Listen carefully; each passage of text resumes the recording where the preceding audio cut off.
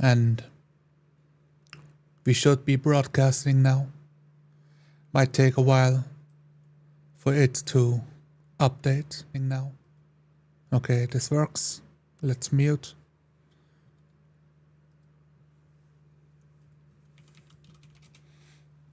Hello everybody, and welcome to Crimes Against Roleplay. A small little relaunch. It's been a few months since I did one of those. Checking in chat. Nobody here yet, but don't be shy, say hello. So, maybe I do have some music to play in the background.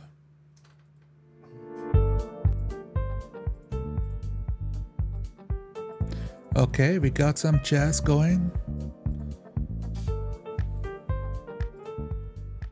The jazz might be a bit loud, so I'm gonna regulate.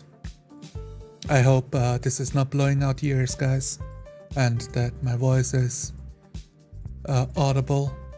Hello, Captain Conway. Oh, I see.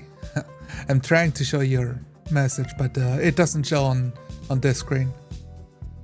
So, yeah, I've done a couple updates to make this look nice, make this a bit more presentable.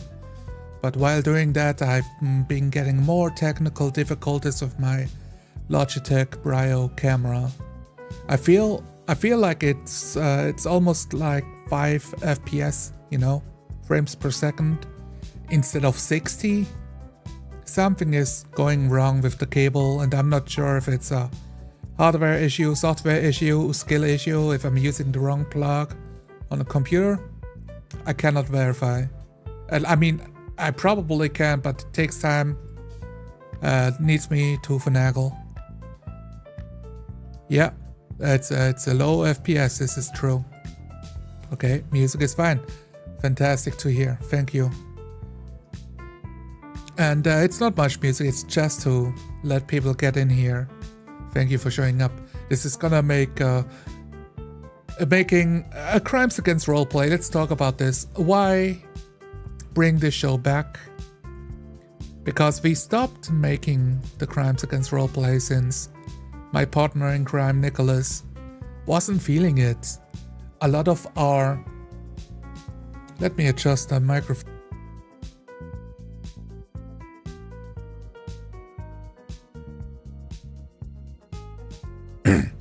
Alright. A lot of our issues with Crimes Against Roleplay has been that we are giving the same advice for like 4 episodes in a row.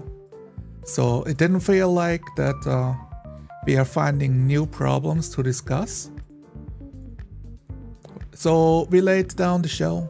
In the meanwhile, Table Runner Crispy, who is an excellent role player, an excellent content creator, and just a class act when he addresses his audience and his players. No pressure, no pushing, but being firm on what he wants out of his role-playing games. And I find that great. And with his unsolicited advice, he tackles the big channels because, well, you know, they're big channels. Their games are online for everyone to see, so they can take a little bit of critique, right? And there is this question in the air. Well, is it ethical to look at small game channels? You know, you don't want to be perceived as a bully. And I mean, I don't just want to be perceived as one. I don't want to be a bully. But I don't think that's that big of a deal for most channels. If you happen to come across this channel and I talk about your channel, for anyone out there that is concerned, I want you to know this comes from a place of goodwill. That I want better role playing out there. I want to help, like, give my advice to what I think helps you improve in role playing, and this might differ from your perspective. So it's a take it or leave it approach. You can take it or you can leave it. But we look at it from the lens of, well, we're gonna pretend that it is a crime. This whole show is a role play by itself. Alright. And I'm pushing the late hours. It's almost 3 in the morning here. But somebody has to look at those games. Not just because I find it fascinating. If you put your own roleplay out there into the world, that is already a big step that a lot of people are afraid of. They are afraid of getting ridiculed. They are afraid of getting judged. And they are afraid of getting the rules wrong in front of a live audience with like millions of viewers that gonna nitpick every single decision they do. But do not worry, they are just viewers. They're just the peanut gallery looking from the sidelines. The difference here is I understand this is what you're doing, and I'm trying to observe your game from the lens of how can we get more roleplay out of the same time slot, out of the same amount of time on the Friday evenings, you know, your one session a week that we can squeeze into our full calendars to make sure that John Roleplay stays alive at the end of the session. That we get to enjoy the times with our good colleague, our good buddy, John Roleplay, for as long as possible. That is my goal, and I hope that this critique, this like unsolicited advice, so to say, hits you in a way that can be appreciated. So this whole thing is a bit, guys, to break the illusion. But come on, it's a bit of fun for the audience, bit of fun for me, and I hope that it's helpful for the people out there to help roleplay. So I invite chat to join in on the investigation of things they pick up other people do in their role-playing games on stream, and tell me what they think, let's not just critique what is bad, also find things that you like to balance it out a little bit. But yes, I hope that's all that needs to be covered.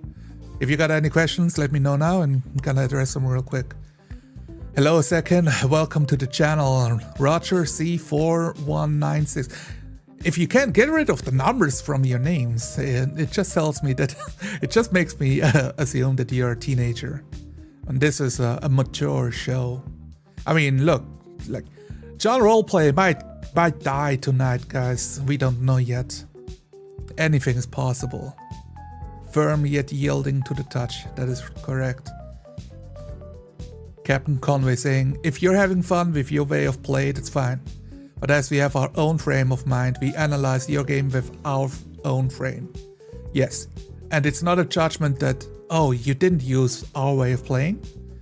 That's totally fine, you can use your way of playing. But you might like what you hear from our end. You might choose to adapt it, but you're also free to ignore it. I'm not gonna be salty. I'm not gonna cry on Reddit. In the end, our department of crimes against roleplay is incredibly understaffed and underpaid, and the city doesn't really respect us. So right now we are working on charity funds, so if enough people rally behind it, we might be able to investigate more scenes of crimes, you know, and build up a repertoire.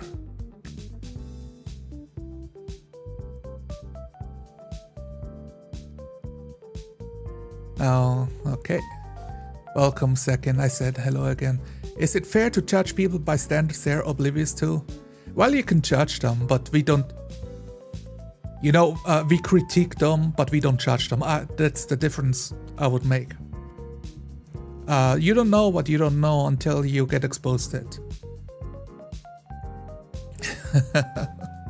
Yeah, and it's done in good humor. I'm immature but old. Hello, my ear trumpet, welcome. Okay, the jazz music is done, so we can hop over.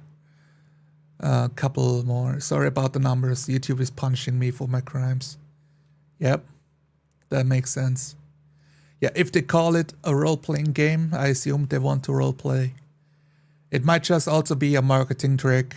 They got tricked by the big role-playing companies They only pretend to sell role-playing games, but you look inside and it's just a tabletop game and a war game disguised as a role-playing game. Sometimes people can get fooled.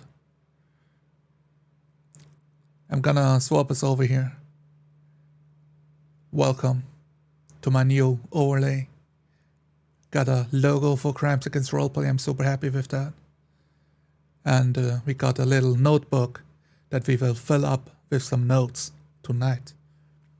I'm quite looking forward to that feature. I took some time to prepare it all for you guys. So I'm gonna have it open on the side.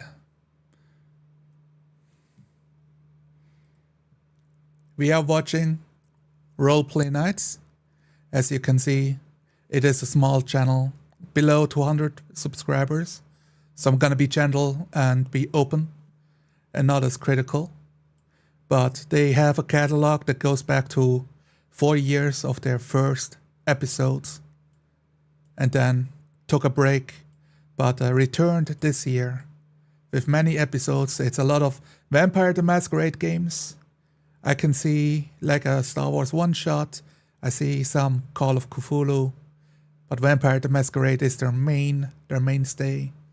And we will review, as per request by some of the people on the Discord, the Containment Zone, Marvel multiverse tabletop role-playing game. So I'm gonna start the video and you guys need to give me feedback on the audio levels.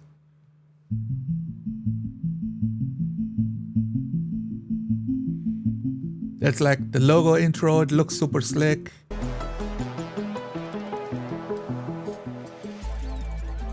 And they have this amazing animation going on here for the intro with all the characters laid down of what the character names are and some art. And you know, I'm not sure if it's hand-drawn or AI, but that's all right. The whole setup together is beautiful. A beautiful presentation for a role-playing game. The Containment Zone. So, I didn't want to skip that part because I think it's amazing. So they're starting out talking about who they are, making some intros, and they will start playing at minute 5. Audio is okay. That's good to know. Is this like a crispy, unsolicited advice? It's very similar. I guess Crimes Against Roleplay, we look at it as if they're committing crimes against roleplay. That's the whole gag. But as with anything in good fun, we are self-aware about it. But you know, I got the jacket on, I'm in black and white, and I got my notebook ready. We got everything that we need. I can review a couple of the comments. No techno beats tonight. We are far too fast into the past for the techno beats. The Vampire the Masquerade folks tend to roleplay better, but that D&D game they have worries me. Maybe we can review that one as well. They got a revolving cast of players. The ones playing the Marvel game I enjoyed quite a bunch. Okay, good. We got some feedback at the start already. Let's start with the actual video. Got a welcome Nobody Wakes a Bugbear. Yeah, no worries. Feel free to check in when you got some time after the stream. Shaken to its core when a massive explosion. Okay, I cannot hear anything. Hold on. So right out of the bat, the Game Master's volume is very low, so I'm gonna tune it up. Facility. It wasn't just loud. It was impossible to ignore. The ground trembled for miles. The wind was shattered as far as the old town. Okay, so this is maximum volume, both on the stream and on the video. This is a technical issue with this video, that the Game Master's voice is just way too low and needs to be fixed on their end. If you record your games and I mean they've done it, they've got multiple games out there over this year. We can go back. What's come out every week for about 8 months. Every week for 8 months, episodes released. But the narrator's volume is super low. I'm gonna max it out so you guys can hear and use the subtitles. For one terrifying But I'm calling this a technical difficulty, so we are not writing it down just yet. moment, the night sky lit up with vibrant hues of greens and violets. Many thought the world was ending. When the light finally faded, it left behind a massive crater where the lab once stood. So, we're gonna jump right in, asking you guys, when it crashed, where were you? Okay, we got a 2-minute setup roughly. There was a crash, laboratory exploded, something came from the sky, and the narrator, which is our game master here, I guess multiverse role-playing game calls it something different for their game, asking the players where they are. Now, he is asking the players instead of having the players do it naturally. I would say this is not really a problem because it is the start of the game. You have to start at some point, and we all decide of where our characters are. Maybe the game master had something in his mind of where your character is. Maybe he wants to place you at the starting point, so to say, right? Place you at the starting point, and then says go, and you role play. Or he might have a little interlude not interlude, like a prelude, so that you set yourself up to give context for like every player at the table, but also for the audience to know where you are. So I'm okay with this kind of asking the players where they are at the start of the game. But once you have been playing for, like 10 minutes, once you've been role-playing for 10 minutes into the session, just let them put themselves into the world and move in the world. Let's start with Agent Jaspers. Okay. Well, the simple answer to that is Agent Jaspers would have been on a mission of some. Small interruption. This is what I mean. You can hear the difference in volume between the narrator and Agent Jasper. It's quite audible for me, so it almost hurts my ears, but this is what happens if you don't control your audio levels. If it, just to bring awareness to that. Some kind. The details of which are top secret, classified, so not appropriate to divulge right now. Probably that's where he would have been, and he probably would have seen that this happened maybe on the news feed if it popped up on any news feeds anywhere. And what about Bo McGraw? Bo would have probably just been out in his shack. He spends The question would have been, shouldn't he know where his character is? I think since the game master asks where they are, he almost assumes that he's talking in the past before they jump into the present. I'm not gonna... I think that's a small detail that you have to be present in the game to roleplay, but that can be easily corrected, easily cleared up, and it doesn't stop me from imagining the scene. Now, it's worse if he says like, oh, I would be doing this, instead of saying I am doing this, because one of those is like a theoretical, and the other one is happening. So describe what you are doing, not what you would like to do. a lot of time he doesn't sort of, well, before the meteor, he didn't really interact with people, and as much as he could avoid it, and as much as, you know, small people coming onto his property, as much as he could prevent it. So he probably would have been just, either getting himself ready for what time of year would it be, actually, is a good question. It would be heading into fall, so winter. Yeah, okay. So he probably would have been preparing, maybe getting an early start on getting a supply of firewood, something like that. Okay, now at this point I will agree. We are firmly established into the theory world. So he's asking a clarifying question of what kind of season it is. It's autumn. Now, how I always prefer to just go and get answers to those questions in character. I check my phone or I check the calendar on what season it is. I flip through the calendar on the season. But we are still in this setting up narration part of the game where the game master quite specifically asked, put yourself into the world of where you were when the crash happened. So it's past tense. So I think the expectation at the table is still that it's fine to ask out of character questions here.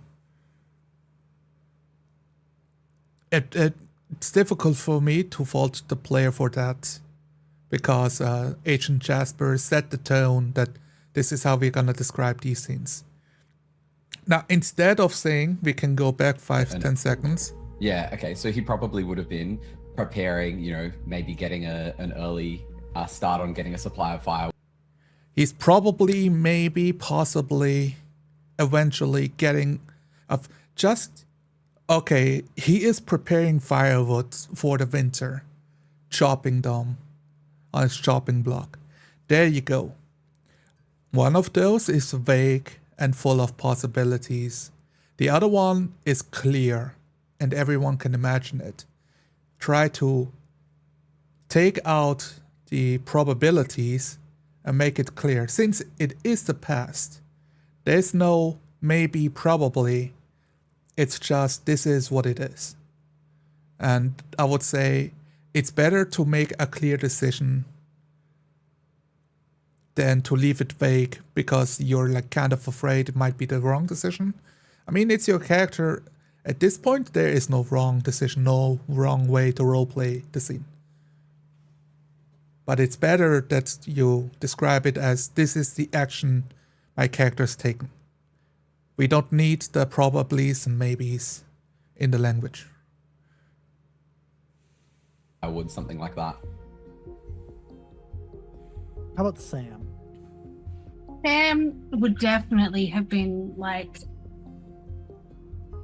in the woods outside of the shack with a stick, just kind of pretending he wasn't there watching and trying to be friends with the weird old man who owned the shack. He was just, kind of present and blissfully ignorant about the fact that his presence was not welcome. And last, I quite enjoyed when players add elements like Sam was there at the shack with this old man, but he was blissfully ignorant that he was not welcome. I think for setting up a scene at the start, it's a good way to lay out not just where the character is, but that he's doing something he's not welcome to do, which is a part of co-creation, right? The player co-created that this NPC, this old man at the shack, does not welcome his character, which I find quite playful, quite fun. If that happens at my table, I would be like, oh, that is interesting. I can roleplay with that idea a little bit. That gives me like something to grasp on this NPC. Since before the game started, this old man didn't exist, this shack didn't exist. But now it's not just an old man, but also he doesn't welcome the kid hanging around there, getting asked all of these questions, not being left alone.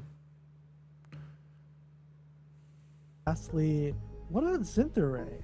If you even existed, 3 weeks ago? It's a great question.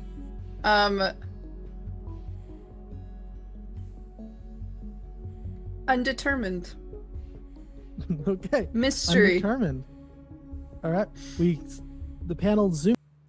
I'm a bit okay, wait. Chet can correct me. He said this Dandelion's character, Sinfere, didn't even exist 3 weeks ago. Okay, so we don't get an intro of what happened here for her character. This is weird.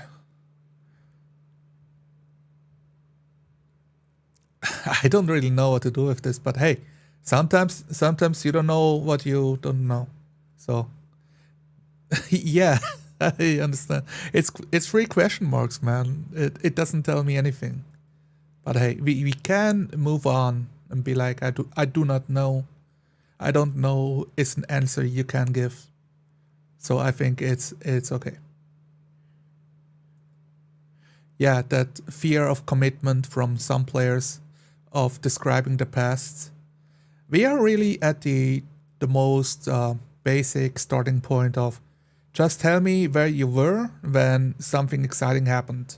In this place, a laboratory went up, like something, I think something fell from the sky and blew it up. And we need to know where the characters are during this moment. So there's really no wrong answer of where your character starts. But you can place your character in a way that he would witness this event. Or he might even not witness this event, but then he can pick up on it or hear about it through, since it's a newsworthy event, you might notice about it very soon.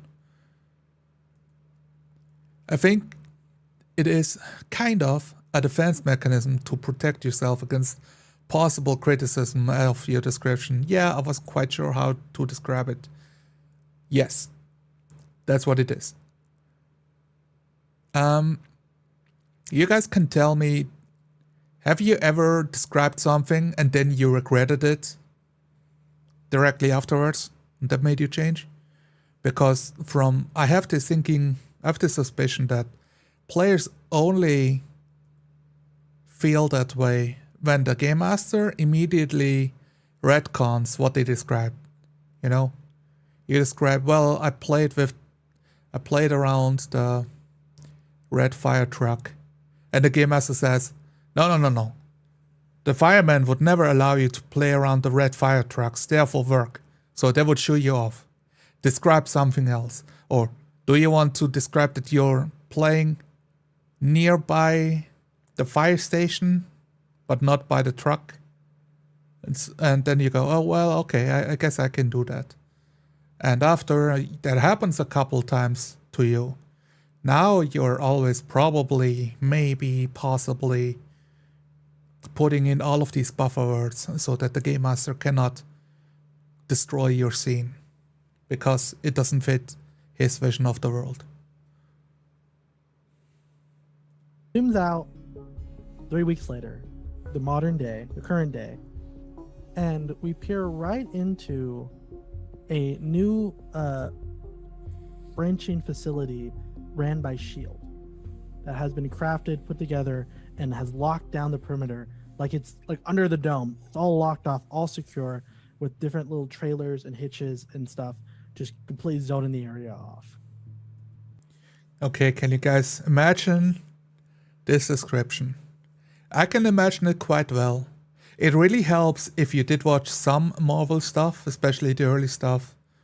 I am thinking, which one is it? 4-1 is the movie where you have the dome set up by S.H.I.E.L.D.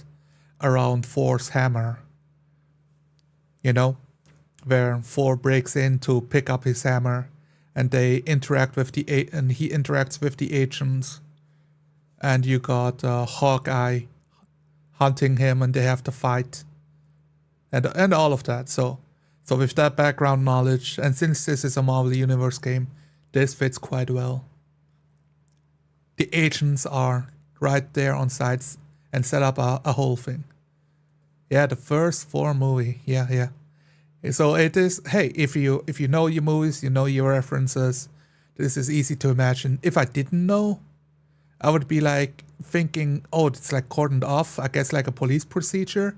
But no. They set up a whole dome and everything, so they're a bit more sophisticated, a bit more prepared to be first on scene with all the gadgets or like the manpower.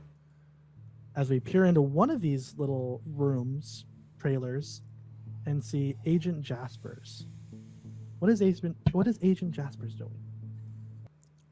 I think right here, we peer into one of the trailers and see Agent Jasper. Perfect. Now stop. This is the prompt for Agent Jasper to roleplay. You can remove the whole last sentence of what is Agent Jasper doing completely. You don't need it. This is a prompt for a player that already knows what he signed up for. He knows it's a role-playing game. He knows, oh, the camera is on me. Oh, like the game master is looking at my character in this trailer. So you just roleplay. There's no need to ask them, basically ask them again. Because it was already implied that he should roleplay. Well, I'd imagine that Agent Jasper's he would have been called in for this and is probably waiting for to hear a bit more information about what's happened and what his assignment here exactly is. I agree. It's unnecessary, but a minor misdemeanor. It's just comment like, blink next time, blink if you take the corner to the left. But you leave the guy alone. We don't need to write up any crimes. So he'd probably just be sitting there with a coffee. This was the 80s, 90s, right? Yes. Yeah. He'd have a cigarette as well, just sort of lit with an ashtray nearby, just smoking back. And every now and then, anyone who observes him would see that he sort of gets annoyed and sort of whispers stuff underneath his breath, like he's talking to somebody. All right, I think we have to write it up now. Before, I would let it go, but he's still in probabilities. He's probably nervous. He's probably sitting down. He's probably having a smoke. Describe actions clearly. There we go. This would be the first point I would give to this group. Describe actions clearly. No probabilities. Either you are doing it or you are not doing it. Or you can describe your character going back and forth if he should smoke or not smoke as he plays with the idea. That's like probably doing something probably in character. But to describe what you're doing, just do it. Hello, Funk Addictions. Welcome to the stream. It's overly politeness in describing what you do. Oh, do you think so? Do you think it's a politeness thing? I didn't think about that. I know you're all generally against talking about your own character in the first person, and it's often a bit of a red flag. But I don't think it's really as big of a problem as some say. I would say it is the start of the game, so at the start I'm okay to frame your character into place to talk about it. Also, we have people that like to talk about their characters in third person. Especially if you've been a game master more often. If you've been more often a game master, it might come easier to you to describe your character in third person because it's a thing you do very often with NPCs. As it's a bit easier to describe the whole world around the players that way. That might be a bit of a preference thing, but my goal is to roleplay and to get into my character skin, so I will try to interact with the world as if I'm in the shoes of the character. So, and not be a ghost observing my character outside of the body, like an out-of-body experience.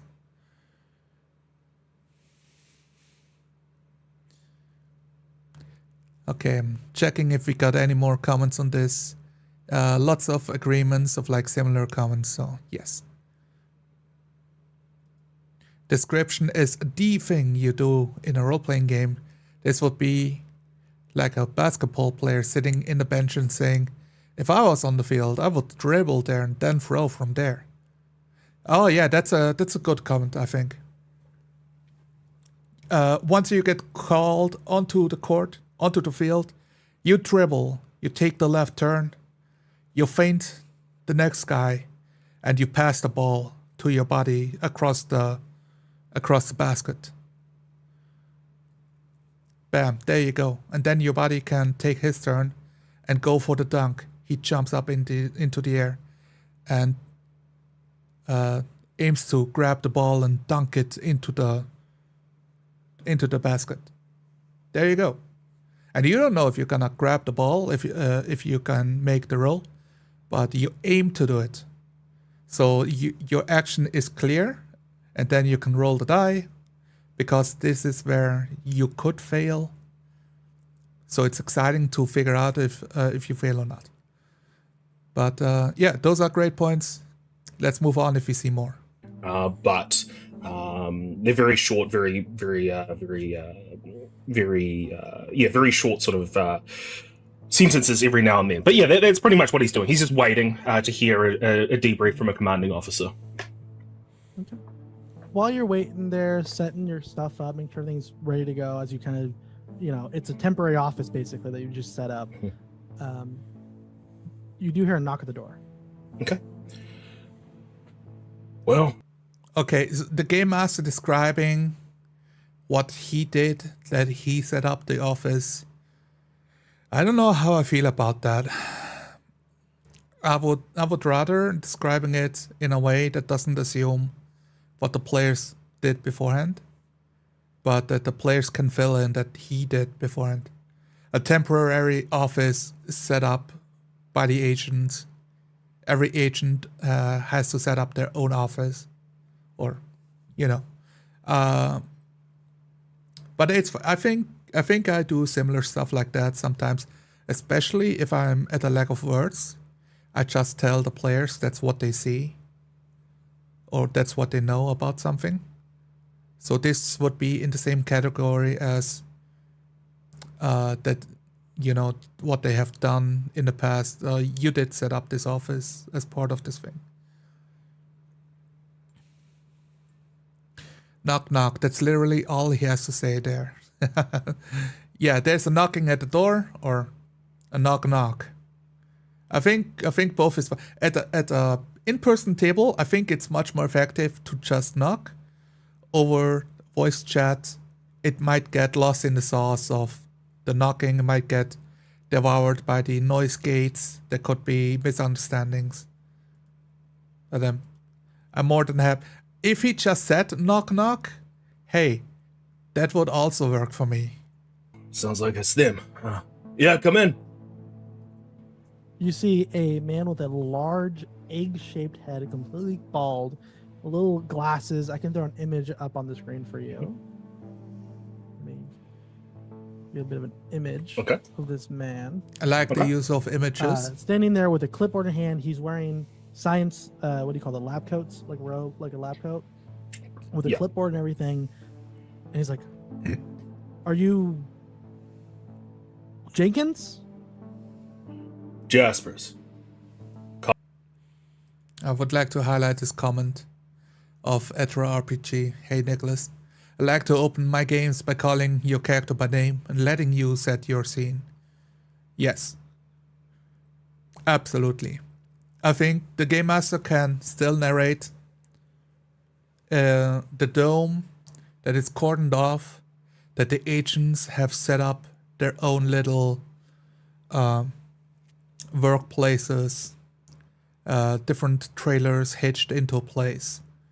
And then you say, Agent Jasper. Go and You might say, go ahead.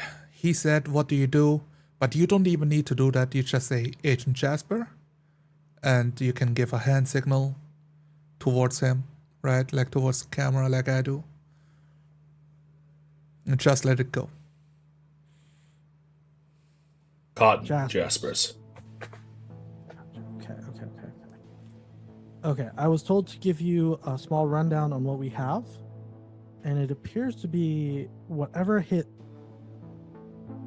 the facility, no one can go anywhere near it. It's almost as if it has a barrier around it, but it's not see-through. It's see-through, but you can't pierce it, nothing. Nothing we've tried. We've tried shooting at it, we've tried punching it, nothing. And anyone who touches it physically gets zapped. You tried digging under it?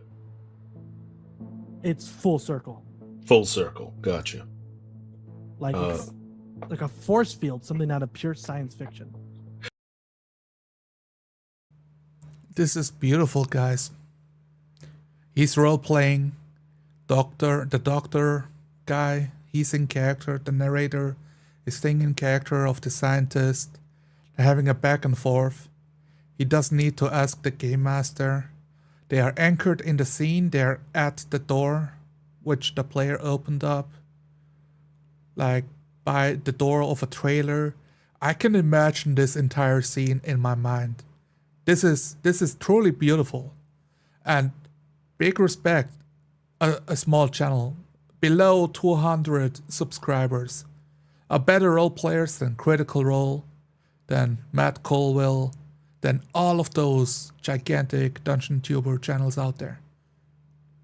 Which has to be said, like, at this point, it's looking good. So Jaspers is going to kind of like flip through the dossier, look through all the different things, and he's kind of going to tap like the side of his sort of glasses, and he's just going to say, see what you can get under his breath. He's going to say, Mimi, see what you can get about this, and deliver to me what you can find. I like this. He is both describing what he does as well as talking in character. Now, we still got the small kinda, sorta, maybe, but it very much feels like a verbal language tick. So that's not a problem of roleplay, that's a problem of like being nervous and how to express yourself. And it's a live game, it's being recorded. So I very much am empathetic to that. He kind of shows you the paper, although a lot of it is a bit more advanced than maybe what you're used to seeing. This is why he's gone to Mimi. But you can get the gist of it. Is it's a lot of gamma radiation. Okay. Is what's coming off this thing. Okay, this is the first point of what we call out of character talk. This is why I go to Mimi.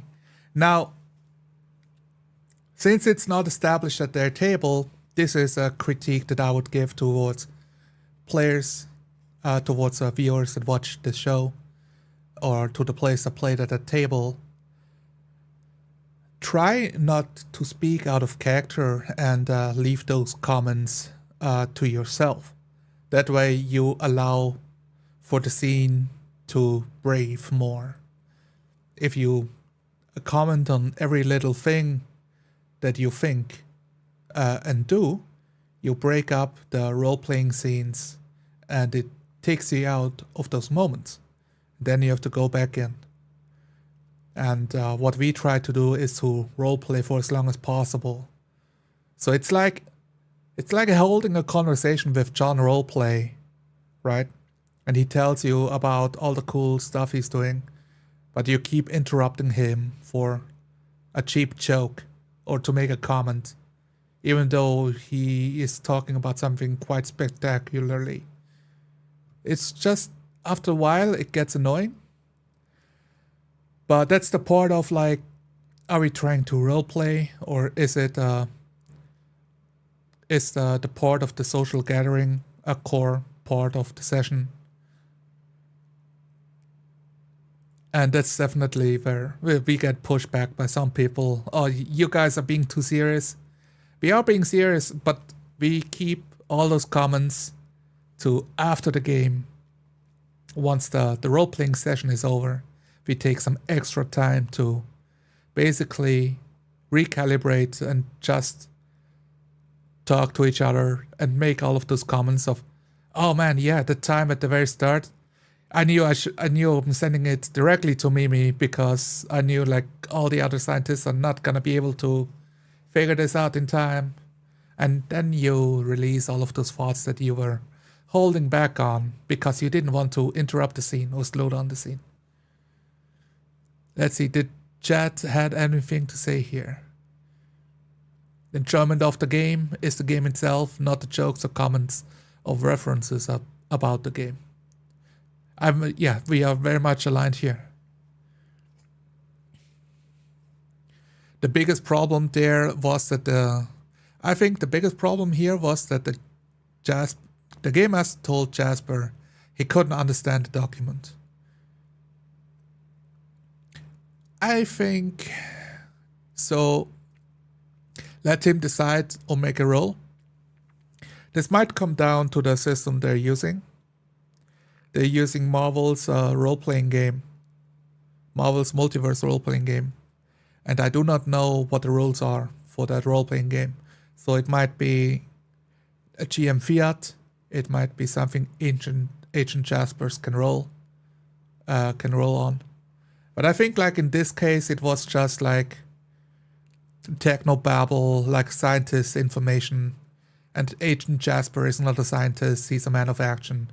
Therefore, it's fine for the game master to say, instead of, okay, here's what I would say, yeah. Instead of saying, oh, you cannot read this, you describe it's incredibly high intellect information covered, like slathered in technical jargon that is very hard to understand for anyone that is not a professor, a scientific professor themselves.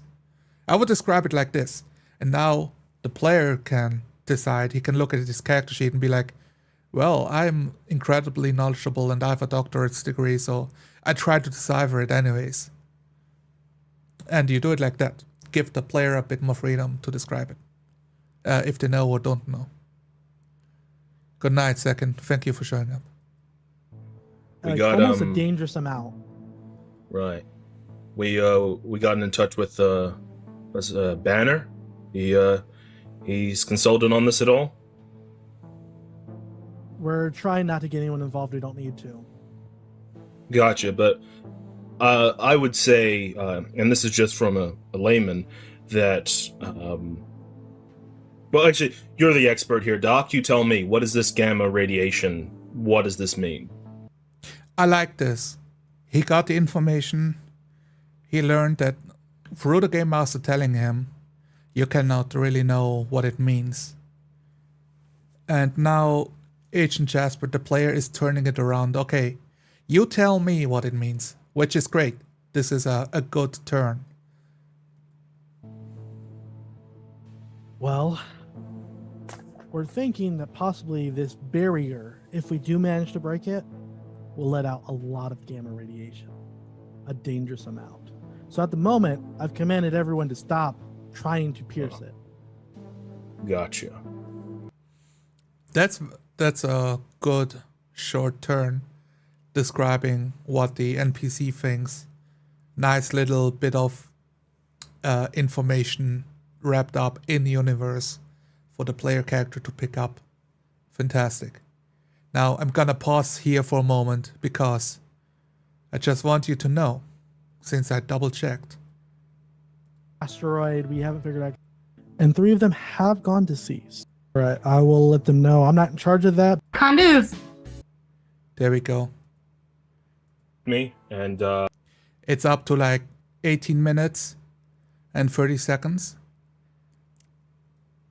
where Agent Jasper ends his turn. This has been a scene with 1 player and 1 game master, and all the other players at the table are just watching since the intro. They just said, hey, I'm here and I'm that guy. And I thought it's 15 minutes. It's not quite 15 minutes. It's almost 15 minutes, about 13 minutes where one player got to play the game.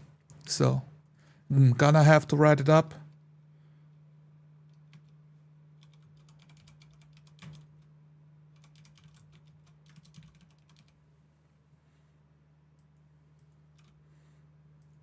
$15, only one player, guys. So I'm skipping time a little bit to be more time efficient for you boys. If you're running a role-playing game, you want all the players at the table to be involved.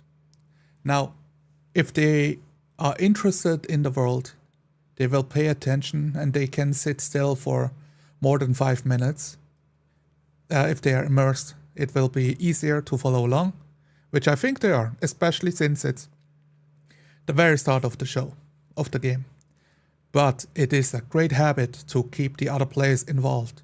So while Agent Jasper, right, is talking with Dr. Egghead, or Dr. Eggman, which is what they did call him at some point, or Professor Eggman, you can stop the scene midway through, or after 4 minutes, 5 minutes. They have a few turns, right? You do it like this. You give a few turns back and forth. They argue, they discuss. And after a while, you're like, okay, let's go to Sam. Sam, what are you doing? Oh, you removed the last part. Okay. Meanwhile, we go to Sam. And you prompt Sam to talk about what he is doing. And that way you allow the other players to also roleplay in this world. And then we can go back to Agent Jasper. If he needs more information, he needs more information, but we all get the same amount of time at the table. And we don't have to wait 15 minutes, 20 minutes, 13 minutes until it's your turn again. And remember, if everyone takes 15 minutes, we are talking 45 minutes until you get your first turn. If you're the fourth player at the table, and this is for the intro scene. So I'm skipping ahead. Let's see. Did you guys see anything? He's asking questions in character. Yes, this is a great bonus. So I will write this down. Asking questions in character. This is a good comment.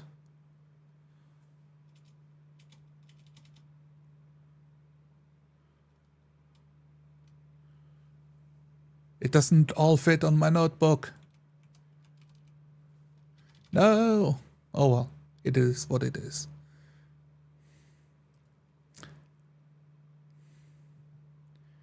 They squeeze out like 6 seconds of in-character play here or there every 2 minutes or so.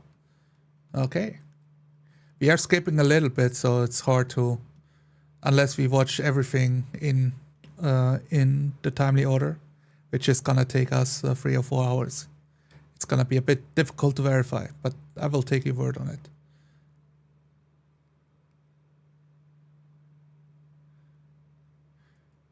Oh, that's good to hear. By the way, the last UNPC, which is a style of play that they do every week, the party split, and I still made sure people took a turn every 2 or 3 minutes.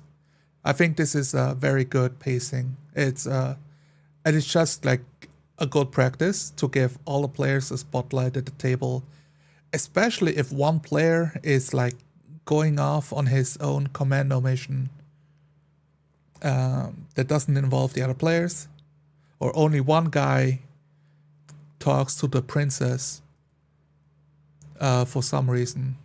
Yeah, they can talk to the princess, but you're still getting 3 minutes just like everybody else. But after everybody else had their turns, we can go back to your discussion with the princess. And it's also a good way to allow for time to skip. It's like, okay, but when you come back, then it's like an hour later, and the tone of the discussion is more relaxed, and you can roleplay in a way that you've already gotten a good chunk of information. So you can skip some of the back and forth talk into a more overall feeling of what the conversation was about. Solalar, you're alienating the German viewers by not having house music playing louder than your voice. It's a different style of video, Conway. Severe lack of dance music in this video.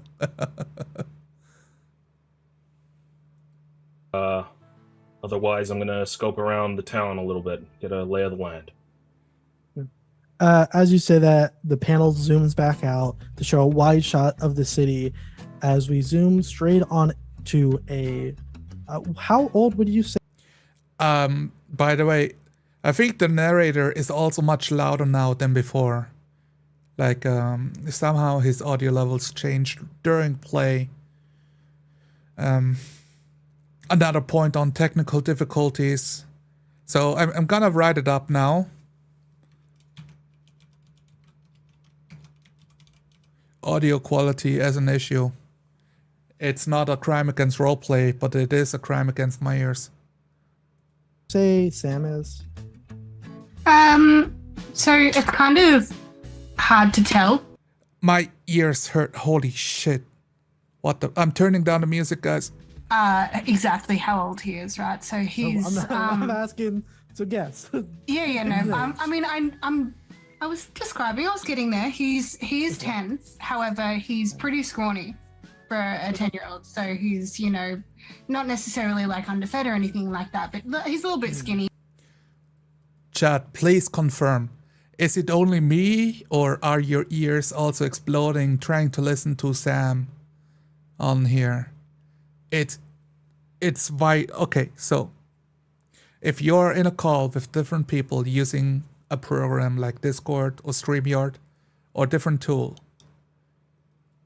please turn off the automatic volume settings. Turn it off and set it manually. Check with the players before you start playing. And you need to check not just for yourself that everyone is on the same level, but they need to tell you if you're on a good level as well.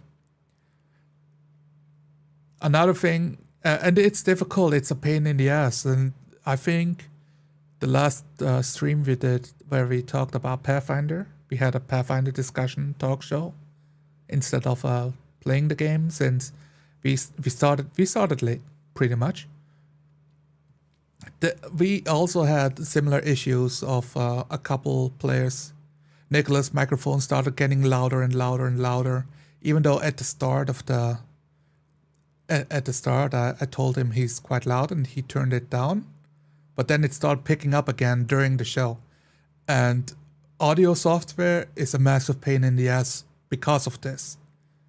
And since you guys have the benefit of uploading the videos instead of a live stream, record your own audio inputs with Audacity or your recording software of choice. But I recommend Audacity. Since you guys are doing this for over a year now, and you come together weekly, and as far as it looks, all the players look quite tech savvy. They got they got good microphones, they got good headsets. They are, from what I can tell, tech savvy, like from a glance at least. They can record their own audio and send it to you. You shove them all into DaVinci and click the normalize audio button, and that's good enough. It's good enough for most people. It doesn't take too much effort. It takes a bit of time, but it makes it so much more pleasant to listen to. And if I would guess, this is the reason why your videos aren't taking off, because people hear Sam talk. I'll go back just a little bit. So it's kind of hard to tell. If I hear this audio volume crackling in my ears, I'm done watching. No matter how good the story is or how good the roleplay is, I'm done watching. It's painful.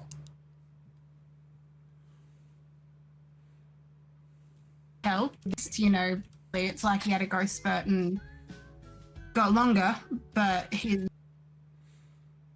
Double checking. Yeah, audio levels are screwed up. I won't comment on it.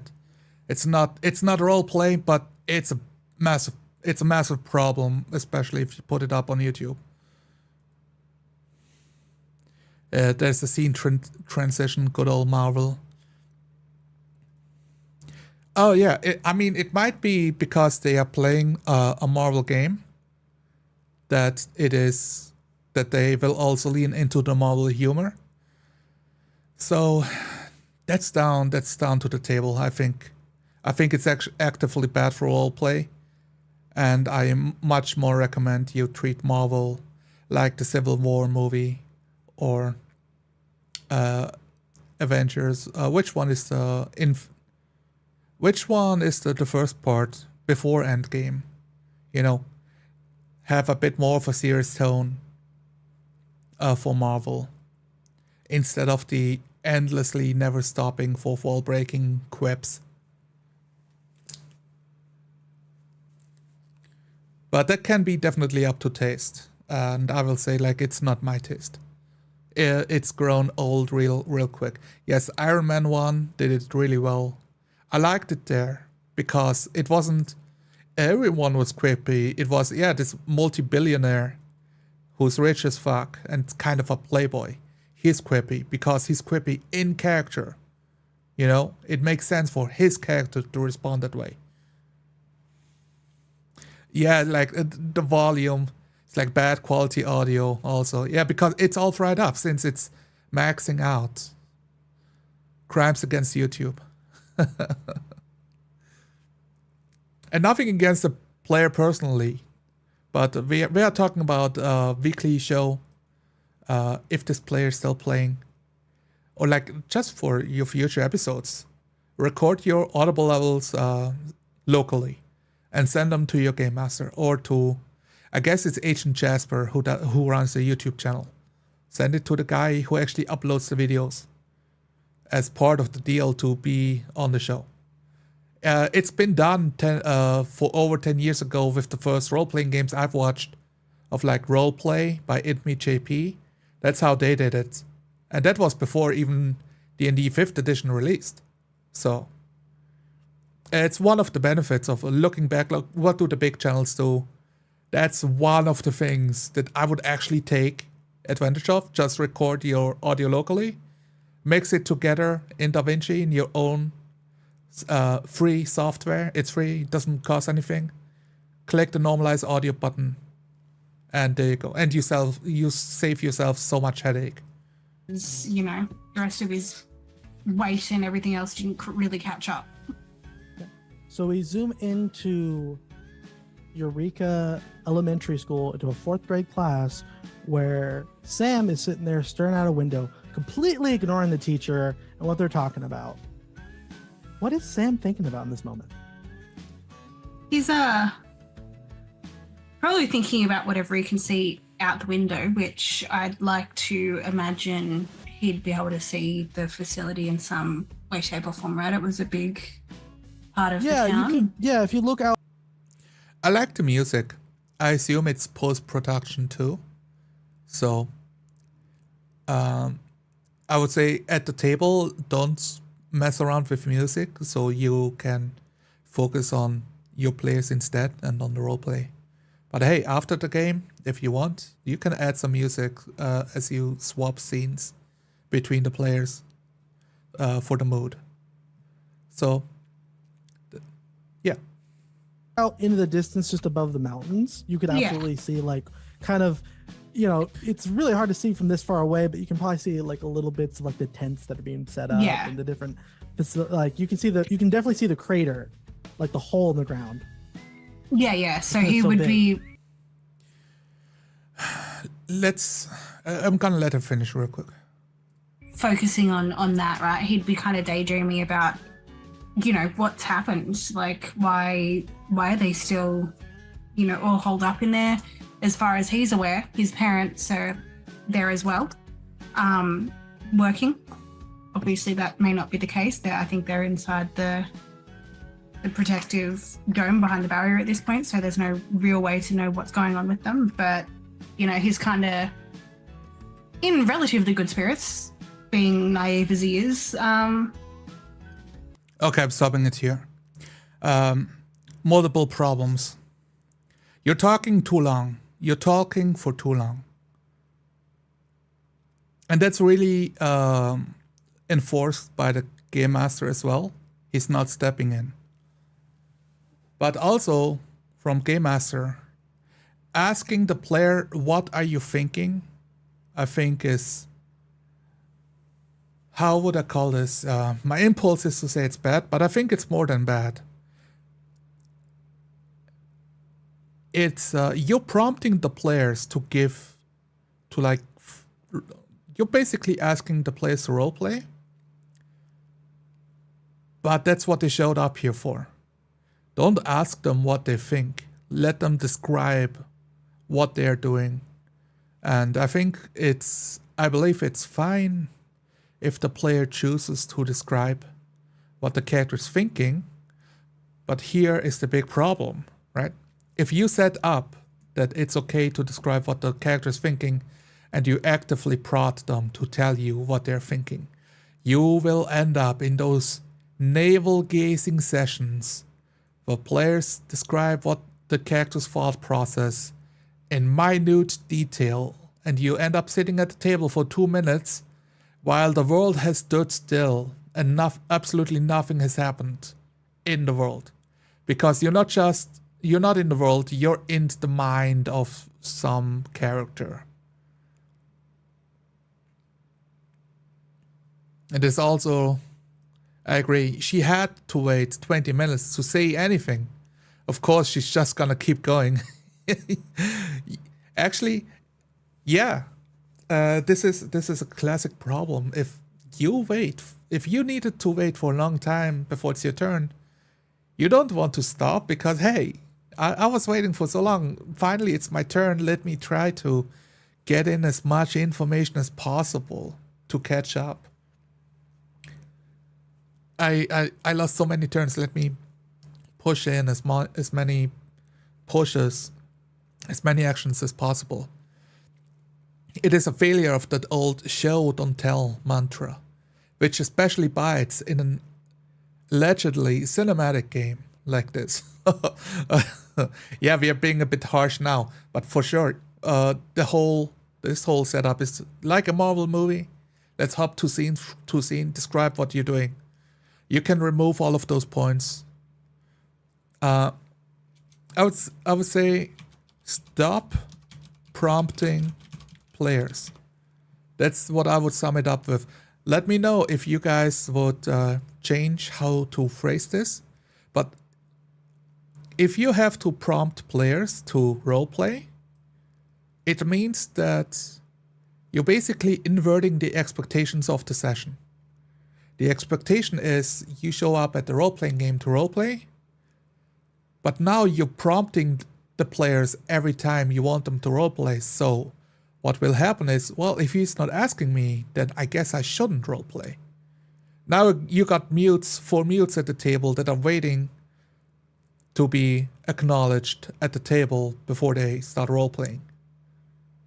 So this is gonna lead to a more stiff table that doesn't flow as well as compared to if you stop prompting the players with oh, what are you thinking? What are you doing?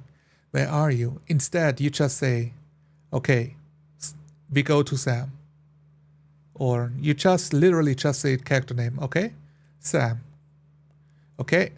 Sinferry. Bo McGraw.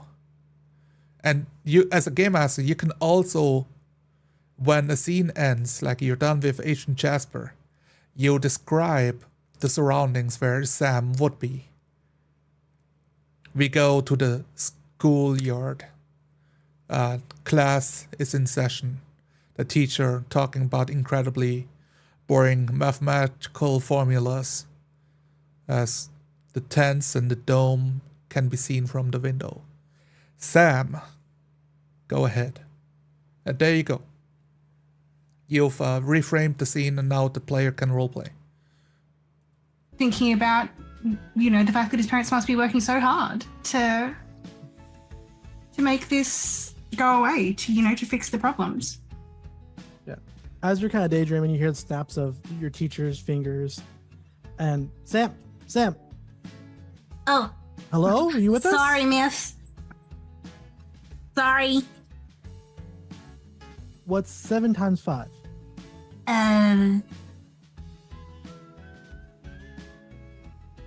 He takes a second. He's very clearly using his hands to count. Is 37.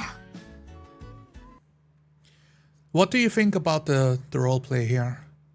A small detail, I do like it. Sam responded, the Sam's player responded in character. I wanted to give the narrator criticism here of just describe the teacher snapping her fingers, calling, Sam, are you listening? There's like too much telling what the teacher does and not just role-playing what the teacher does. And on the same level, Sam did the same thing. We go back here a little bit. You see Sam counting on the fingers? He takes a second. He's very clearly using his hands to count. There you go. One of them is you're showing what you're doing, but then you're also saying it out loud.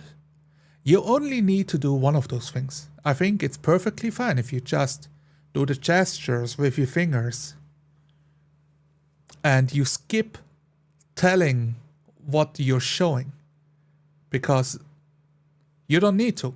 The people are watching and you just say the result. That is actually a thing that happens on our tables a few times. The last few sessions we've played, which we had bigger gaps between play, so I didn't get... I'm not practicing much of roleplay lately. But it's something I've noticed in my own play of I roleplay what I'm doing, and then I'm also describing what I'm doing at right afterward. And it turns out like you don't have to do that. You don't have to double up on the description. One of them is you're doing, and the other one is you describing of what you're doing. Just either do one or the other, either speak in character, or describe the action your character is doing, or do the movements towards the camera for the players to see, right? You do the thinking pose. Instead of saying, oh, you do the thinking pose and then you tell the camera, as I think about this problem, I scratch my shin. You can't just scratch it like, interesting. But if you do both, it's kind of a bit awkward and takes up more time than it has to. Exactly, a Terra. Thinking emoji.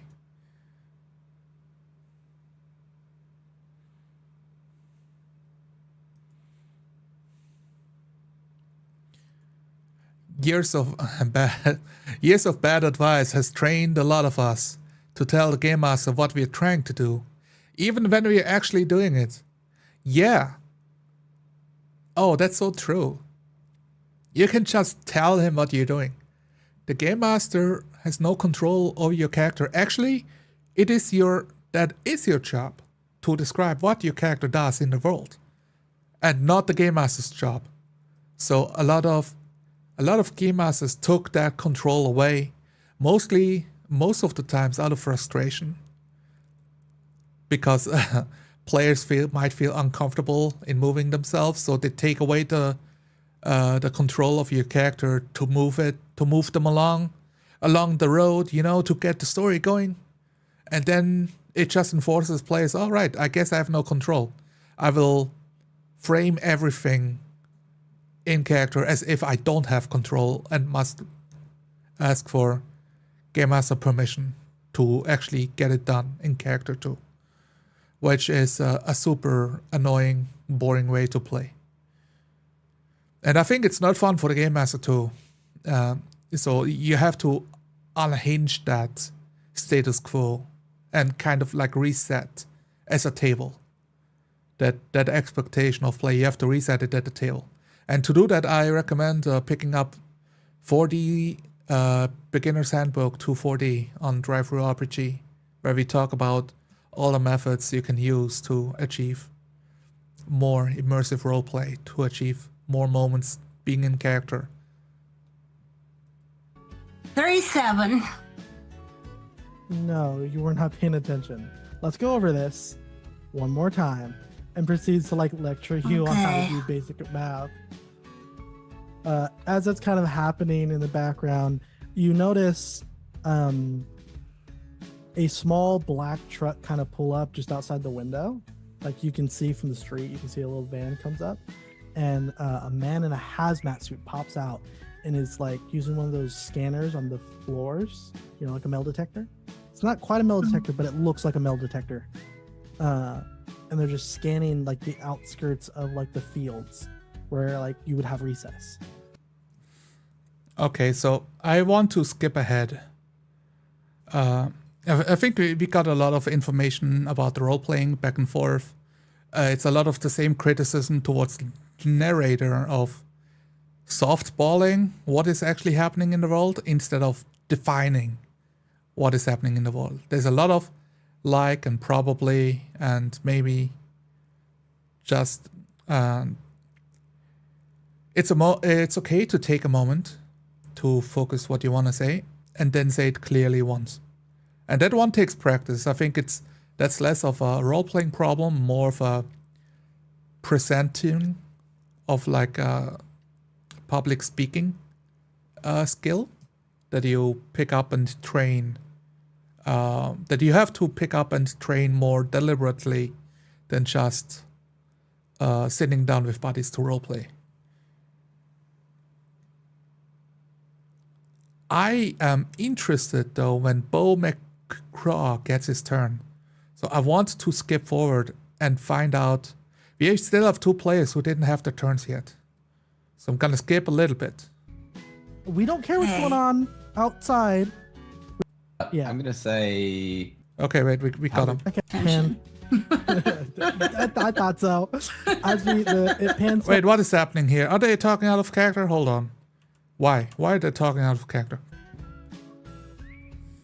We don't care what's going on outside. Recess is not for another hour. You have to pay attention when you're in here. Okay.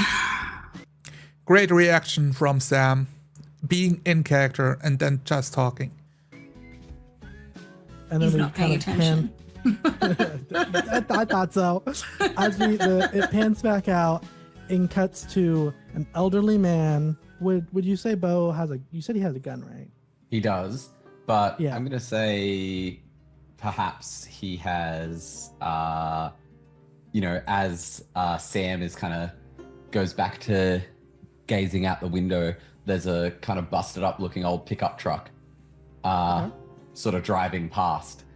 And, Sam would probably recognize the person. By the way, small thing. So he started his turn at minute 23. It's been, since the intro, it's been 18 minutes before he gets the roleplay, by the way. And wave, and Bo isn't even looking at the school as he sort of... And yeah, that was the teacher speaking. Like, there's still 1 hour of before recess. Like, pay attention. It doesn't matter what's outside. That was the teacher. drives, kind of rounds the corner to a general store and hops out, and he's got a bag of mushrooms and foraged wild onions and garlic that he's sort of taking into the store, because the zone is sort of locked off. They're not sort of allowing things in and out. So, as much as Bo wants to sort of keep to himself and doesn't really like being around people, he recognizes that this is a time where, as a community, they do have to come together a bit, and there's these resources that he knows how to forage, he knows how to collect, and he's... Why do we have to know all of this information about all of these resources that he knows about how to forage?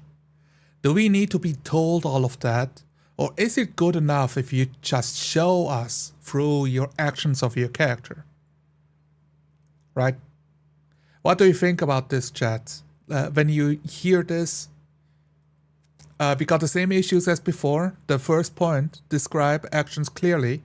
So we don't have to repeat that. It's clearly a table issue that has been settled in on this is how we play. So you just have to uproot that and become more assertive. But this whole part of re-narrating everything you're doing with this like vague language of sort of kinda perhaps, but also telling everybody of what your character thinks or oh, he is that kind of guy. Show us what kind of guy he is through his actions. We don't need to know. Like, we are not watching. You know, there's no audience that needs to be addressed. When the camera is rolling for the Marvel movies, you don't hear the inner thoughts of Captain America, of why he's doing, of what he's doing, saying it out loud directly to the camera. You see his actions, and he explains his thoughts about what he is doing to another character in the scene to inform them of what happened in the past, while they show what happened in the past at the same time. So it's doing double duty, but it's staying in universe, in character. Not in this role-playing game, though. That's a big problem.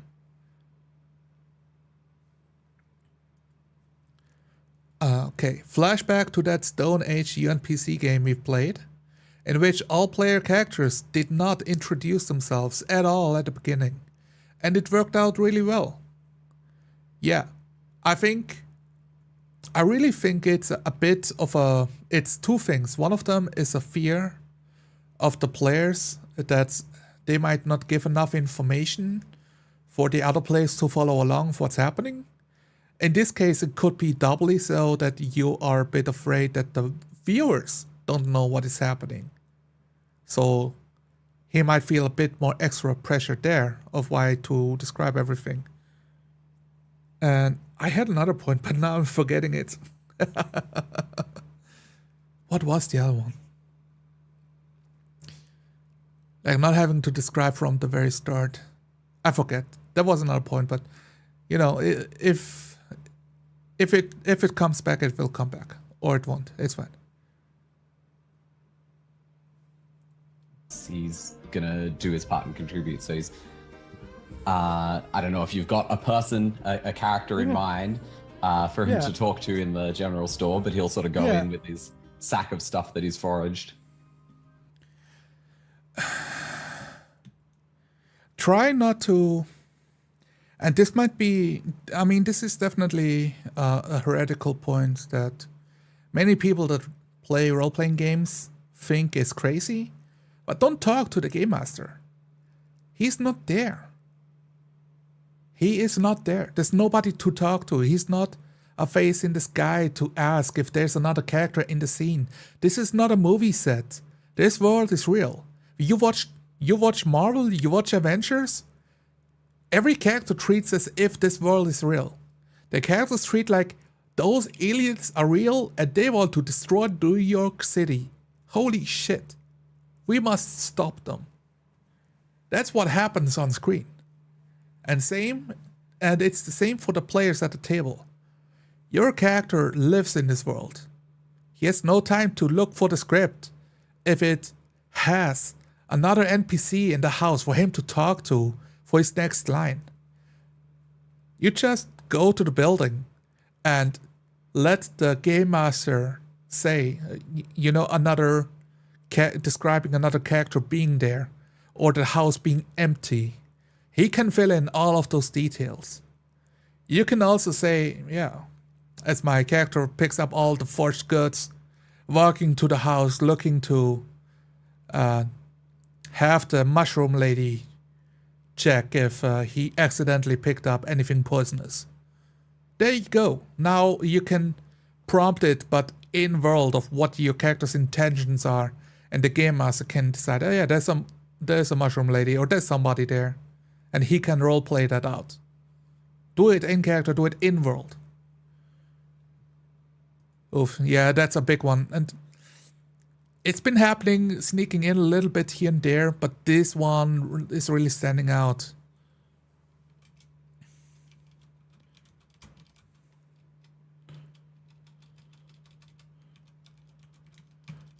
So this is really stop asking GM questions. Explanation mark. This is a big one. And it is a shift in how to roleplay in role-playing games.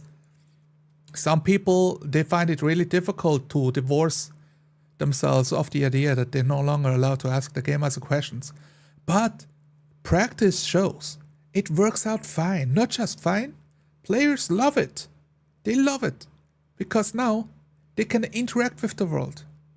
It's like a switch that gets flipped in your head. And it's not something that's difficult for new players. In fact, new players find it much easier to make that transition. It's veteran players that have difficulty to let go of old ways of play, to try it out. But it can be done. And I find it personally incredibly rewarding to do it. So I recommend give it a try. You just hold back all of those information. Instead of asking the game master if he prepared a player, an NPC to be in the room for him to talk to, you just look around the house and say, hello, is anyone here? Don't mind me if I come in, as you open the door. You do the exact same thing, but this time you do it in character.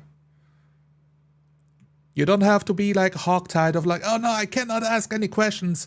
Whatever will I do? Like, you will still interact with the world, and the game master will tell you if something notable is happening around your character. You will know. Yeah, so you know a man... Yeah, don't mind me and my bulging pockets full of mushrooms. Yeah, like whatever kind of character you're playing. Yeah, absolutely. that works there is named Charlie. He's an older gentleman, probably around your age. Very scruffy. He has one eye, just like there's no eyeball. It's just like a glass eyeball. And his name's Charlie. Yeah, Charlie. Found these. Oh. Very nice. How much you want for the lot? No. I won't take money, but you got any rope? Yeah, we got some rope. Yeah, you mind if I what kind just... of how big? 10 yards or so. All right. And he kind of goes back to this big hanging thing behind him, and I like this. Now that we are role-playing, the turns are short. It's a back and forth. And it tells us about the character and his priorities. This is fun. This is good roleplay. This is interesting. Like, I'm getting back into it. that should be cuts. You heard anything about what's going on, when all this is going to end up? I don't know. Damn government rolls in every once in a while and controls everything. Yeah. They never tell us anything. Built that shack to get away from them. They keep even the sheriff doesn't know what's going on. I can't get straight out of can't get a straight answer out of him. God damn it. Not even the lawman. Oh yeah, he's up in his office. He's all pissed off, trying to call everyone he knows so he can get some kind of answer. Or at least that's what he tells me. I don't know. You reckon he's in on it? Yeah, the music was quite intense, so that's just a mixing issue. You will learn. At least I hope you will, like, through practice. It's some people will call me a hypocrite, but you know what I say to that? They are right. I've known him since he was a boy, so I think he's got a good head on his shoulders. But who knows what they'll let him say? Because maybe he says something. I agree. So this session improved a lot. Just a bit of floating head, yes. So floating head means, for the people who don't know, it's when you're talking to a player, to a character, to NPCs, but you don't know where they are. We know they are in a building or a shack. We don't know if they're at a counter. Is it a grocery store? Is it just some guy in the middle of the woods? Like, what are we talking about here? I cannot imagine it in my head. It's not clearly defined. So, what I got an itchy nose here. What I would recommend you do to help with this is when you cannot imagine where your character is in the scene, like with this house, for Bo McGraw, you take one of your turns as you like role playing with the guy. You lean against the wall and count, spread out a couple of the mushrooms on the counter, the best ones. There you go. You got a wall and you got a counter. Now we got a counter in the scene. We can envision you by the counter. And as a game master, you can also introduce more elements as a role play of the other guy, like closing the cashier desk, closing the cash registry again, and picking up the rope from a wall full of what would be interesting, like full of power tools, saws, blades, hammers. So alright, so we could visualize it a bit more, what kind of a story it is, what kind of a trade we're talking here. Elements like those help anchoring the characters into the scene and helps us envisioning what is happening in that scene. All of these people are really good at doing distinctive character voices without going too far into funny voice or other problems. And I agree, definitely I think this is a great point.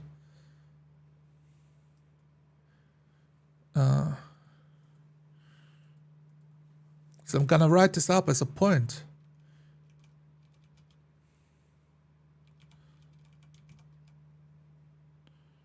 Good. I don't know how to write this. Good character voices. Yeah, there we go. Perfect.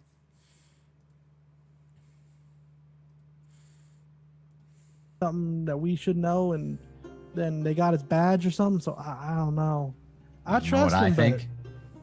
What do you think? You reckon it's even still him? They might have put one of those androids in his place. Oh, you think they're gonna put an android? I really like this. Did Bo McGraw just co-create an element into the world about people being replaced by androids? This is This is beautiful. This is perfect. It's both. Hey, it could be this, but also my character could be nuts and be afraid of the government. You know, it could be a tangible threat, but it also could be on the same level as the government has replaced all the pigeons with robot spies. None of the birds are real anymore. I really, really like this because it's a softball to the game master to pick up on, and he can shut it down as the NPC. And he can also pick up on it and conspire with him.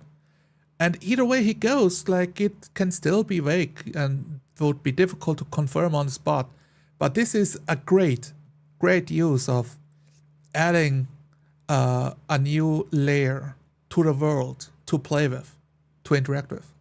Amazing. Like one of Yeah. them They done it Torminators? before. Yeah. Could be. Oh, That's what they like to do. They'll put something out at the pictures and make us all think it's just science fiction and whatnot, and then that's what they're actually doing. that's a shame. Anyway, I'll anything else you need that I might be able to find out there? Not gonna. Out there, no, we're running a little low on eggs and milk, but unless you got a dairy farm, I think that's the only thing we're really low on. No, I wouldn't trust anything that's coming from an animal out there. Something's changed. Something's changed since it hit. Oh yeah, I know. I went out the other day to try to do a bit of hunting. I couldn't see nothing. Just Of course, you couldn't see corpses nothing. there. You only got one eye. You blind fuck. Hey, watch it. Thanks, Charlie. Thanks for the rope. I will say pure banter. I like it. I like it.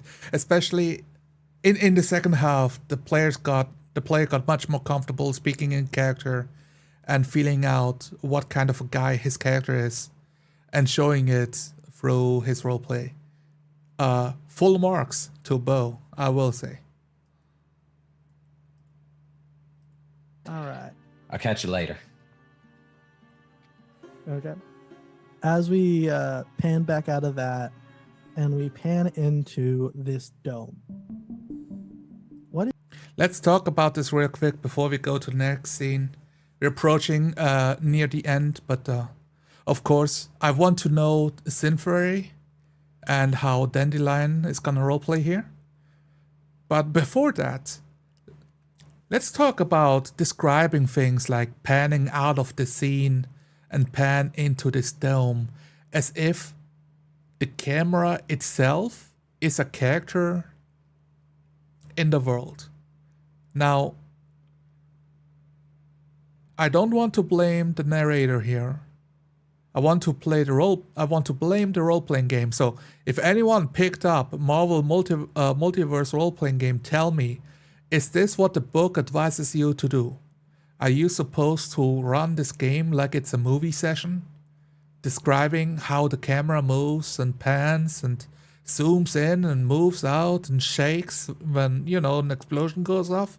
Is this part of the role-playing experience this game demands of the players and the game masters? In which case, I absolve Seagoat Games of all blame. But that's also why I have a problem with calling the game master the narrator. I don't want him to narrate us with his beautiful voice of how things look like through the eyes of camera. I just want him to roleplay the world and describe us what is literally around us. All of this film language, like you're reading a script, can't go. It's been a trope in the RPG genre, of role dungeon tubers role playing sessions for a long time. And if you want to roleplay, it is completely superfluous. Maybe it adds an element for the players to help them imagine the world moving. But if you do try to imagine it, that means you will not be imagining that thing from your character's point of view. Right? You can... just by definition, because you're describing the cameras moving in and out and going from scene to scene. So that would be one element that makes it out of character and makes it... Yeah, it makes it more, okay, we are in a movie, we are on a set, this is not real. And I want the world to be as real as possible. I guess that's the best way I can describe it. Chat, let me know. Let me know your feelings on this one. Okay, this is good, but it's kind of dragging out a bit longish. But Bo is wrapping it up himself, so nice work overall. I agree. I personally don't mind it, but I know it drives some people around the bend. I'll check if I got the rules around and what it says. I'll report back. Oh, thank you. Yes. If you got this specific rulebook, Marvel Multiverse role-playing game, let me know if this is specifically encouraged by the system. Because if it is, hey, that is, I call it a system problem. And you have to check in with your players on what's the expectation. Do we want the game to feel like we are acting out a movie? Or do we want it to feel like we are role-playing and the world is real? Because if the world is real, we can lose all of the language of panning shots and dollies moving left and right and zooming in, zooming out and all of that. It's not needed. It is superfluous. You can still describe the scenes, you just don't describe the camera, you just describe the scenes. That's the difference I would make.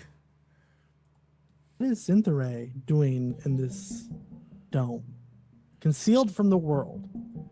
Okay, yeah, we are prompting the players again, so we got the point down. Well, and you said it's just desert in there? Yeah, so right where it hit, There is a big point. The player is prompted, what do you do inside the dome? The player has no idea what's inside the dome. The game master didn't describe anything. So, hey, you're the game master, something blew up. It's full of We don't know what's going on there, but that player is there. You're literally prompting the player of what they see inside the dome. You should be describing this. If you're not, right? If you're not, me as a player, I will take this as, oh, you're asking me to co-create elements into the scene to make it interesting. You're allowing me to come up with elements. But as a player, I will also think, wait, isn't that overreach? Am I gonna invent too much? And I will be insecure what to do. So the instinct is to just ask you, so is it like a desert inside? Instead, I'm like, I walk around inside the dome, looking around how hot, how cold it is, take in the sights as I put my hands on my hip. And that would be the prompt for you as a game master to re-describe what is actually inside, because you skipped it. You skipped that part. It's really important for me to know what kind of location it is so I can imagine myself in it. It kind of turned like that mile around it into desert. Okay. Are there any animals, life forms of any kind, any bugs? Nothing's alive. Nothing's alive, so it's just dirt. Nothing alive. Okay, now at this point, you described the desert in a mile. Great. Now, because the player is already asking a question, she is daisy chaining asking questions, right? This is the problem of you let one question asked go through, then they will take another one, and maybe another one until they are sufficiently satisfied. And depending on the player, that can be one question or it can be 20 questions.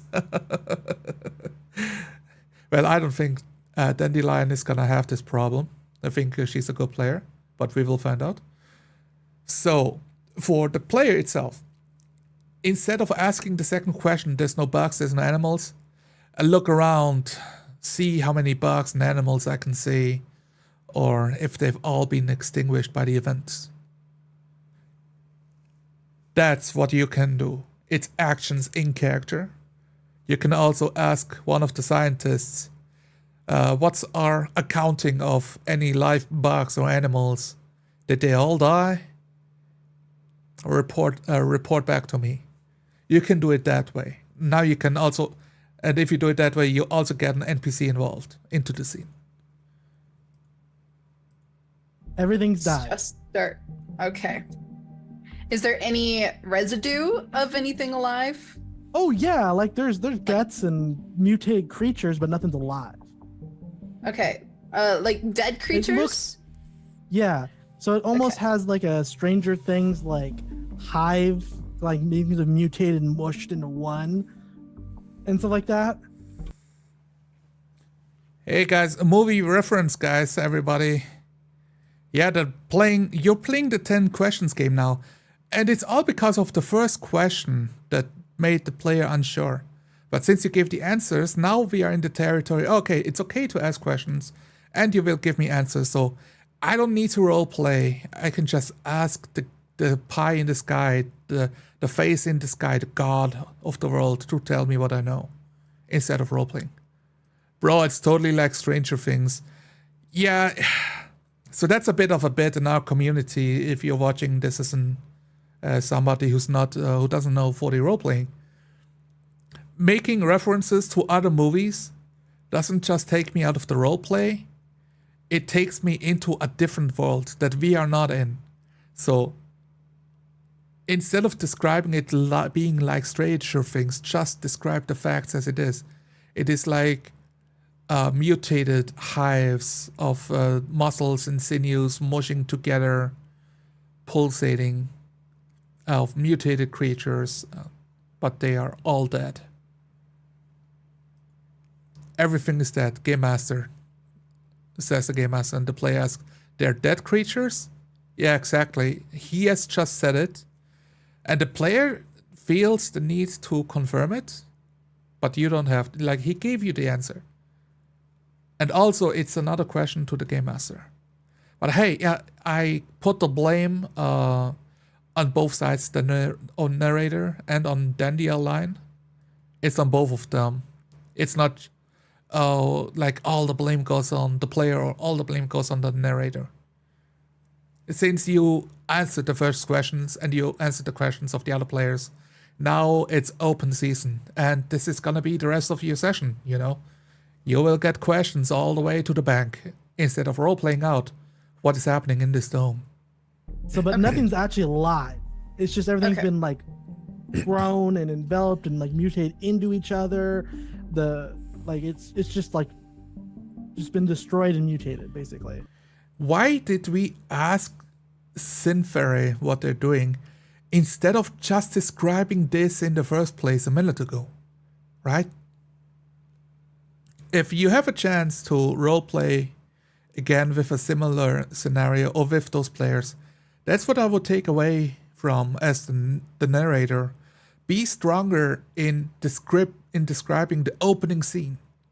And then the player puts themselves into the scene wherever they feel like it. If they're nearby, if they witness it all, if they're not even inside the dome but outside the dome, let them put themselves where they are. Inside the sphere. Okay. So I'd say she'd be walking the perimeter of the dome. I would say she would be walking no. She is walking the perimeter, maybe. I am walking the perimeter. You are Sinfere. This is who you are. This is your life. This is your entire life, actually. This world is real. This is what you are doing right now. There is no ifs, whens, and buts. There's no probably. There's no I would be doing this and she would be walking. It's happening. I will not belabor the point any more than that. I hope it's clear by now. And she's holding like guts in her hands. Kind of just. Actually, I'm gonna put this. So we got. What do we have here, guys? Describe actions clearly. Asking questions in character, which is a good thing. 30 minutes, only one player. Yeah, that's a bad thing. Yeah, it's been like 30.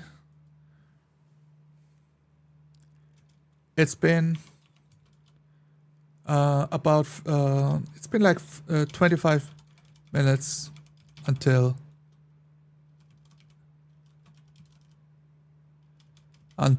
last player. Yeah, 25 minutes until last player turn. Okay, yeah, I can fit that into my notebook. That's an incredibly long time. It's like going through it, investigating a little bit, trying to find out like where she is, because like the dome's weird and all the dead creatures are weird. No life forms of any kind, you know, she's kind of just like trying to figure out where she is and what's going on because she doesn't remember anything. Yeah. All of this is really, it's all out of character. All of this information is out of character. This is, and it's pretty much the results of all the other scenes where parts of out of character talk was allowed to describe what's happening. It's the setup at the very start that allowed it to describe of what you're kind of doing, sort of doing, as the opening scenes. Now we should have been far past that. We should just be saying what we are doing. You can just say what you are thinking. It's firmly, very firmly, this is a big problem on this table. The being constantly vague and also describing everything not in character but as what we would see on the screen, as like somebody is watching it with us and they're describing us, oh, this is what they were thinking while they're doing this. This is what's going through their mind. Like talking while the movie is going to us on the sidelines. While we are trying to get into the movie, we have to listen to their color commentary, so to say. Okay, comment here. Well, it's kind of a dick move from the game master, possibly. Oh, you're stuck in a lifeless desert, no one else is around, and you can't remember anything, go. I wonder if this was like a prompt by the game master, by the narrator here, or if this is a prompt that the player started with. It could very well be something you decided on character creation. It could also be something that the player is coming up with right now and is throwing the game master a curveball. I think it's fine. Like, the problem is not that she doesn't know anything, that it's just a desert and everything is dead. As long as you roleplay that. Because if you roleplay it, now you're roleplaying with the implication of, if everything is dead, why am I alive? And that's interesting again. Instead of 10 out of character sentences, she could roleplay it much faster. I awaken. My eyes timid and afraid, looking around me. As I begin to hyperventilate, scared. Yeah, absolutely. I like this. As you kind of wander around this area, feeling the different. You're not kind of wandering around. You're wandering around. Okay, I'm sorry.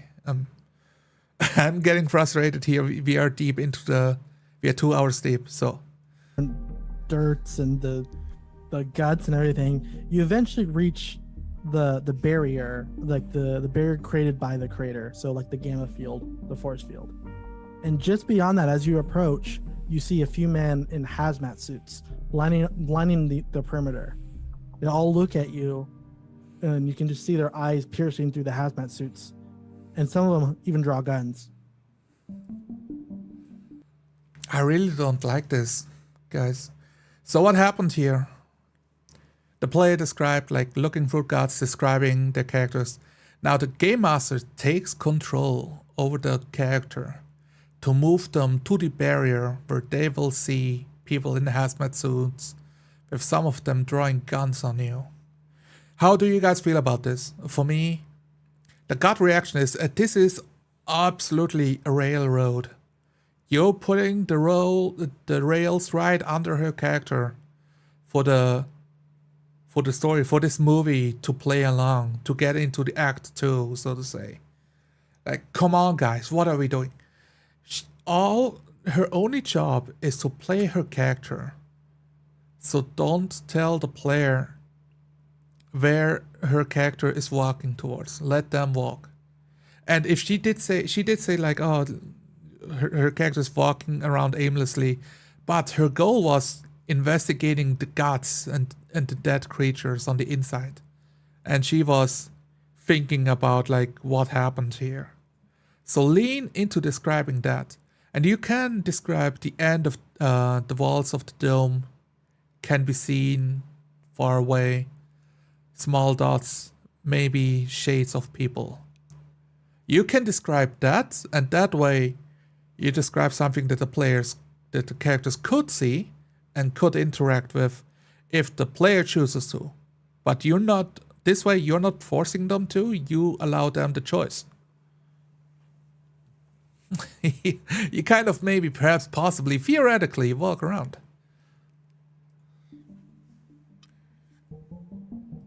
This is good, by the way. He stops talking. Good. Let the player think. If you start talking again, you're gonna interrupt her thought process of trying to get into character. Okay. Yeah. Okay. Laughing. You just told me what I'm doing. I thought I'm playing Symphora, not you. She doesn't know what those are. So she's just gonna stand there and stare at them. I look confused. I just stand there and stare at them. I blink a few times. Unsure what I see. Same thing, but in character. You don't really hear much because it's muffled by the shield, but you can see like their mouths move and hear the faint rumbles of them like basically yelling and screaming. And at this time, Jaspers, as you're wandering around the town, you would get a beep. I look at it. All right, I think we got a turn of every character at the table. for everyone at this table to get one full turn, it took them 30 minutes. If we take away the intro, it took them 25 minutes. That is at like about 7 minutes per player on a shoestring. Which means half of that time went directly to the Game Master. So the Game Master is not talking 20% at the table. He's talking 50% at the table. Which, honestly, it is still better than some Game Masters out there that are really horrible with taking absolute control over the sessions. But it is still the Game Master doing the work of like multiple people. He is half of the session. Instead of being one player out of 5 players, he is one half of the group. Hope you enjoyed your turn, Dandy. See you in another half hour. And I would assume since like now the narrator prompted like, oh, Agent Jasper gets beeped. So I imagine now the players, they are like moving, they're circling in on each other around this dome. And there will be a lot more interaction happening from now on. But this was an incredibly slow start. My recommendations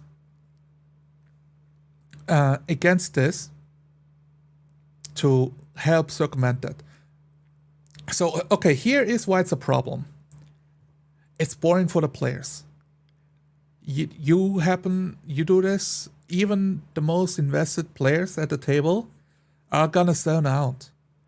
In the middle of the descriptions, if I'm waiting for 25 minutes, you can guarantee I'm on my phone checking if somebody wrote me a message. Heck, some players, they might even be on Twitter making some post. They will find the cat picture that the girlfriend sent them on the phone. They might even go so far to show, like post that cat picture to each other on Discord while you're role-playing. I know some people, they are logging into Final Fantasy right now as they're in a role-playing session to grind out a quest or two. Because it's gonna take another 20 minutes until it's my turn again. Also, the scene is happening at a place where my character is not at. So I don't need to be there to witness that scene. Those are all issues that's gonna happen at tables all around the world. And even if you think that your players are better than that, you leave yourself open to the possibility. It's much better if you keep those turns shorter. Let them role play out a back and forth for 2 minutes, 3 minutes, then go to the next character. And then to the next character, to the next character, to the next character. Now everybody gets a turn within 5 minutes, within 8 minutes, but everybody gets 3 turns instead. And you can move more dynamically between scenes. And also the players have a bit more time of how they think their characters would react to the information they know so far. And that would make the pacing better in this game. Yeah, I think that's gonna be it for today, guys. We got a list full of notes. I want to give you guys a moment to fill in the last slots. Do you think anything that we should add to this list for the session? For role-play nights. We got over here, described actions clearly. I think this point that we picked up at the very start was a big talking point that has been seen throughout the first 30 minutes of the game. Don't be vague. It's not possibly theoretically happening. It is happening. Just take charge. It's fine. It's your world anyways. Asking questions in character was a positive. Like we got the players interacting with the NPCs. Then the first warning signs. It took 13 minutes of only one player role-playing at this table before somebody else got a turn. Then we got the audio quality issue. Now, this is not a role-playing issue, but it's a crime against YouTube. If you wish to go beyond 200 subscribers, and I do wish you all the success in the world, you have to look at this, the audio quality. Just get all your players, buy into recording their audio in Audacity, so that you can upload it with DaVinci Resolve, and normalize the audio. It doesn't take much, but it makes a massive difference in viewership, on like actually having your videos be enjoyable to listen to. Then we got stop prompting the players. Yeah, don't ask them, what are you thinking? What are you feeling? What kind of clothing are you wearing? Are you wearing, is your character wearing a bra or not? You know, we don't need to know all of this information. Just say, Sam, go. We really don't need more than that. Stop asking Game Master questions. He's not there in the world. If you ask the Game Master, you're not interacting with the world, by definition. If you think something that you want to ask to the Game Master, think about, how can I interrogate the world in character? I look around inside this dome, trying to catch my bearings. Now the Game Master can describe hives of mutated creatures that are all dead. Whatever plant life that was here, having turned to a desert, a dome encapsulating it all, with a 1 mile diameter from end to end. People standing, looking like tiny shades at the end of the dome. You cannot make out what they are. They're far away. I think that's fine. I mean, I'm basically saying, oh, you cannot make them out, but you know what I mean. Like, that is infinitely better than what we got in the scene right here. Good character voices. That's a bonus that I will give to the players. Except for Dandelion. She did not roleplay a character. But she also didn't get any NPC to roleplay with, so she was kind of by herself. So I'm being gentle here, but we are at the 2-hour mark, so I'm not gonna. We are not finding out if she's gonna talk in character or not tonight. But you guys are welcome to check out Roleplay Nights to find out yourselves. And the last crime, hey, it took 25 minutes until the last player's turn. Got their turn. 25 minutes. That's too much time. That's way too much time. Starting without everyone split apart like this makes it harder than it needs to be, because none of the PCs can talk to each other. Yes, that it makes it more difficult, but I don't mind it. I think it's good. A cool way to roleplay out a scene. Hey, everyone spread around, but you have the inciting incident and you have the dome. Those things makes it easy for the players to like circumnavigate around as the core point of tension.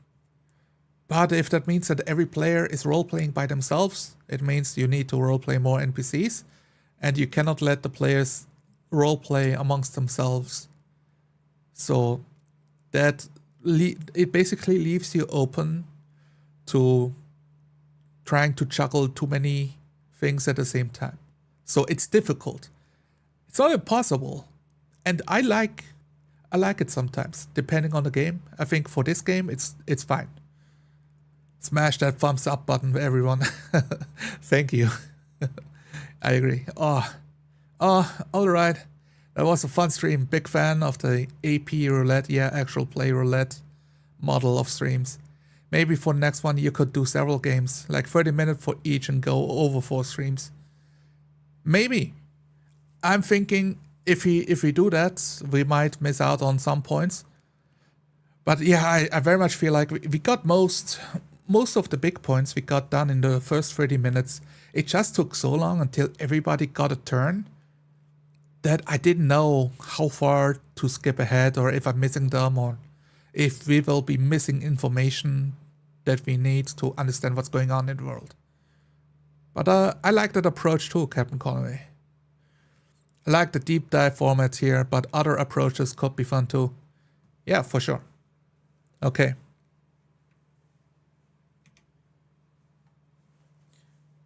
Thank you guys for showing up for me on this show. Let's switch over.